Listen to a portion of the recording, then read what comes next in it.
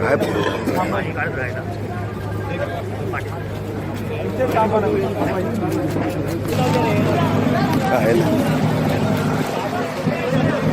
छोटा मोठो दे रे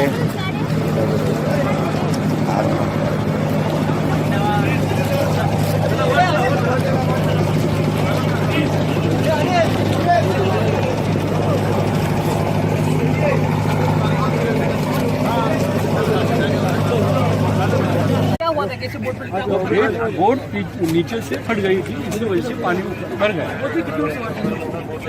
जितने 17-18 लोग थे सबको बाहर निकाला।